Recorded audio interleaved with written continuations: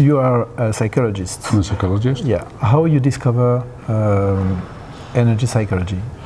Oh, that is a very interesting stage in my life. So I was a teaching and supervising transaction analyst. So that was the highest level in that kind of training. So I was giving TA training, I was giving supervision training. And then in 1995, I discovered that was something like EFT. So that was on a trauma list, and I was a trauma specialist in an association at the time. And I noticed here's something really new. I've never seen this before, and I tried it with the help from videos I got from Gary Craig. And in '96 I started my training in New York and New Jersey. And in '98 I had this famous workshop of Gary Craig with Steps to the Ultimate Therapist, where I met all kind of very interesting people who are still friends. And from there I started to teach energy psychology in England because it was too challenging to teach it in Switzerland at that time. And from there I developed an EFT training program, TAT, TFT, and so that was the beginning. And I noticed I kept trying to make it more simple. And I had a kind of big crisis in 2004 when I had learned all the modalities and something was missing. So that was the moment I discovered that I can use words instead of tapping. And that was the moment I discovered that energy belongs to you or it doesn't. At the moment I started to work with energies frozen or not. So if you want to know what logosynthesis is, it starts from the principle that we are all essence. We are more than a physical body, we are more than a mind, it's a kind of mental computer.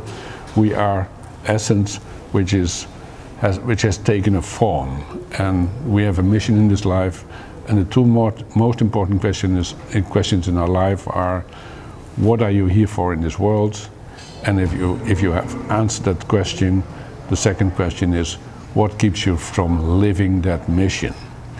So if we use logosynthesis, we have the possibility to use the power of words, which is a very old cultural principle. So God created the world and he said, let there be light. He didn't make a lot of a fuss, and there was light.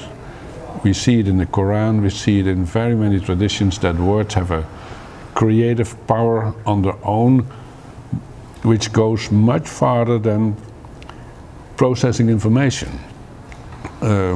We use words in therapy to interpret, to define, to summarize, but this is different. So we have a system which makes it possible to move your energy through words. And if you say, we are born as a stream of life energy, and if that stream can be interrupted, blocked, or parts of that energy can be split off and create several different energy structures. And we resolve those energy structures through using sentences. How a practitioner can learn logosynthesis? So we founded an association 3 years ago, and we have developed a curriculum which is 14 days at this moment, and every training starts with a 3-day basic in which you learn the basic procedure. You learn the theory, the method, and what's most important, you learn the basic attitudes. So how to create a space for clients in which they feel safe to review and resolve their traumatic memories, limiting fantasies, limiting beliefs. And so the basic procedure in the basic training already makes it possible to start working. Then we have 4 different seminars. One is called the Path of the Will, which helps you to discover your mission and the mission of your clients. One is called the path of trust, which is geared toward finding a position of trust towards other people, towards yourself. And the third one is called the path of courage, which helps you to process trauma in different forms. Combined, we have this 12-day training program, and you need another workshop which is called Logosynthesis Live, in which you do your own work. And it's extremely important that you resolve your own issues before or while you are working with clients. And of course, this never stops. People sometimes ask me, does this ever stop? No, it doesn't, and that's okay. So you're living your life and you're developing as long as you're living. And to be a good therapist or coach or counselor, you need to do your own homework, as I call it. And that's extremely important, because no client will trust you on a deeper level as where you have been yourself. So the trauma won't show up in a session if you haven't been processing your own traumatic memories and your own history and your own future fantasies,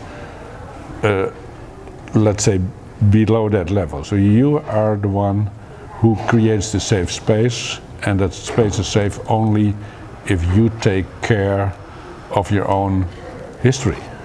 And how many days for each step?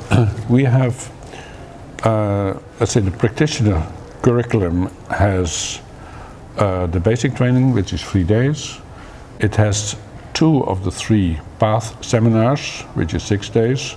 It has Logosynthesis Live, that's 12 days, and then you have 2 units of supervision, or you have 2 days of supervision. So as it works now, next month I'm flying to Berlin, and I will give 1 day of supervision, and I will give a 3-day training.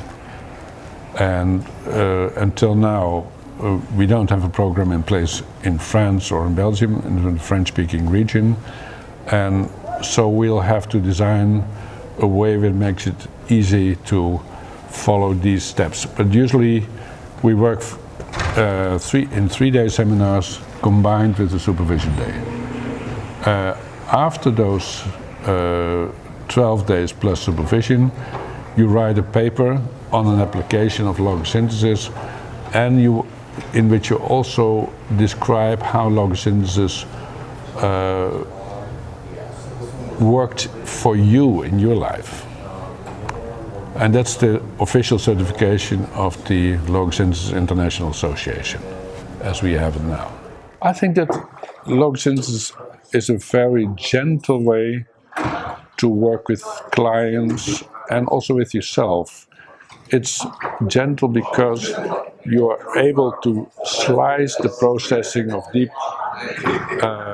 trauma, of phobias, and we rarely see that people are overwhelmed by this process because it's so gentle, and it goes. And also for me as a therapist, so I'm always saying I'm lazy, I'm stupid, and I'm slow. That means I don't do the work for the client because the client unfolds his own resources. I'm stupid because I don't really need to understand what the client is thinking. There are no interpretation in this work. There are no I know better than you, let's say, aspects. This is the power of the client is in the center of my work. I'm slow means I don't want to force things. I go with the speed of the clients and not with what I want to happen. So I don't push the client into anything, and what I see is that miracles happen because clients reconnect to their own essence, their own source, their own higher self, and that's what the real power is.